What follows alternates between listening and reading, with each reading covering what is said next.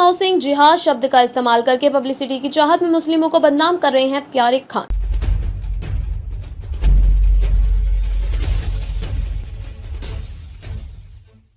नमस्कार, मैं शालिनी और आप देख रहे हैं हिंद नमा न्यूज। आई बढ़ते हैं आज की बड़ी खबर की ओर। भड़काऊ बयान देकर सस्ती लोकप्रियता हासिल करने की कोशिश की जा रही है प्यारे खान। नागपुर राज्य अल्पसंख्यक आयोग के अध्यक्ष प्यारे जिया खान ने कहा कि संजय निरुपम हाउसिंग जिहाद शब्द का इस्तेमाल करके पूरे मुस्लिम समुदाय को बदनाम कर रहे हैं। खान ने कहा कि निरुपम को शहरी विकास मंत्री एकनाथ शिंदे पर भरोसा करना चाहिए, जो अपने विभाग के अंतर्गत आने वाले मामलों में किसी भी तरह की गड़बड़ी बर्दाश्त नहीं करेंगे। निरुपम ने आरोप लगाया था कि मुंबई में कुछ बिल्डर्स इस्लाम रिहेबिलिटेशन अथॉरिटी SRA के मकानों को लूटने के लिए हाउसिंग जिहाद चला रहे हैं। प्यारे खान ने निरुपम पर पलटवार करते हुए कहा कि हाउसिंग जिहाद निरुपम के दिमाग की उपज है। प्यारे खान ने कहा कि अगर किसी स्थान पर कोई गलत काम हुआ है, जैसा कि निरुपम दावा कर रहे हैं, तो राज्य सरकार इसे गंभीरता से लेगी और उसके खिलाफ कार्यवाही करेगी। खान ने कहा कि सस्ती पब्लिसिटी पाने के लिए मुस्लिम समुदाय को बदनाम करना गलत है। जिन्होंने यह भी कहा कि इस तरह के बयान देने से पहले निरुपम को यह विचार करना चाहिए कि इससे समाज में दरार पैदा होगी। इन दिनों मुस्लिम समुदाय के बारे में भड़काऊ बयान देकर सस्ती लोकप्रियता हासिल करने की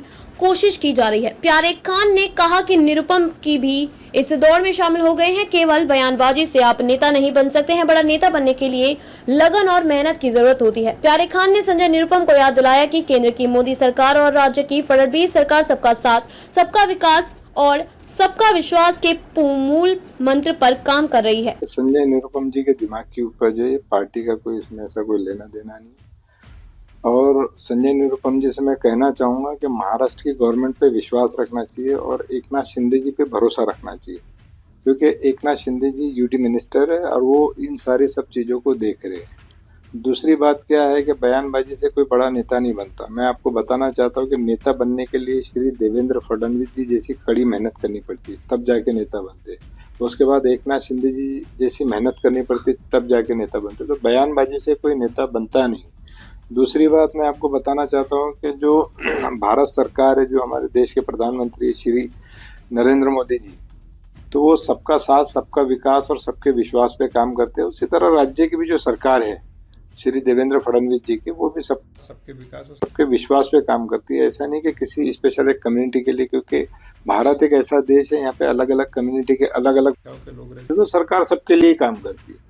अभी बयानबाजी करके सस्ती लोकप्रियता हासिल करना ये ठीक नहीं है, महाराष्ट्र के लिए ठीक नहीं है। विकास को ब्रेक लगता है और समाज में तेड़ निर्माण होता है, तो ये सब चीजें ठीक नहीं है। यहाँ पे अगर आपको नेता बनना है तो उसके लिए काम करना पड़ेगा, तब जाके आप नेता बनोगे।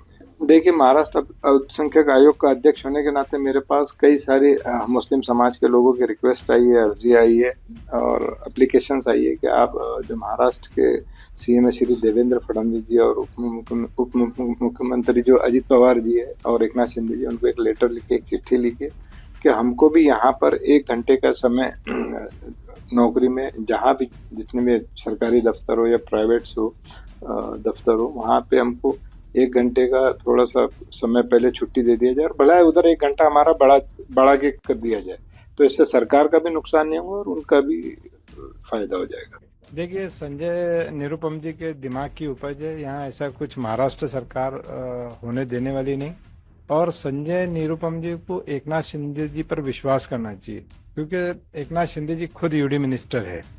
और अभी कैसा कि एक मुसलमानों के खिलाफ एक चलन चलने लग गया कि भाई मुसलमानों के खिलाफ बोलकर खुद बड़े नेता बन जाओ, तो ये सब यहाँ होने वाला नहीं। क्योंकि महाराष्ट्र में और सेंट्रल में अगर जो सरकार है, नरेंद्र मोदी जी की जो सरकार है सेंट्रल में, वो सबका साथ, सबका विकास पे काम कर रही है। और उसी तरह राज्य की जो सरकार है श्री देवेंद्र फडणवीस जी की, वो भी सबका साथ, सबका विकास, सबके विश्वास पे काम कर रही है। तो यहाँ ये सब चलने वाला नहीं है। अभी कैसा है कि किसी को भी एक टारगेट करके और प्रसिद्धि हासिल करके वो लोग सोच रहे कि मैं नेता बन जाऊं, तो नेता ऐसे नहीं बनते। नेता बनने के लिए आपको देवेंद्र फडणवीस जी बनना पड़ेगा, नेता बनने के लिए आपको एकनाथ शिंदे जी बनना पड़ेगा, जो कड़ी मेहनत करके और कड़ा परिश्रम करके नेता बने। तो ये बयानों से कोई नेता नहीं बनता और ये सोच समझ के बयान देना चाहिए।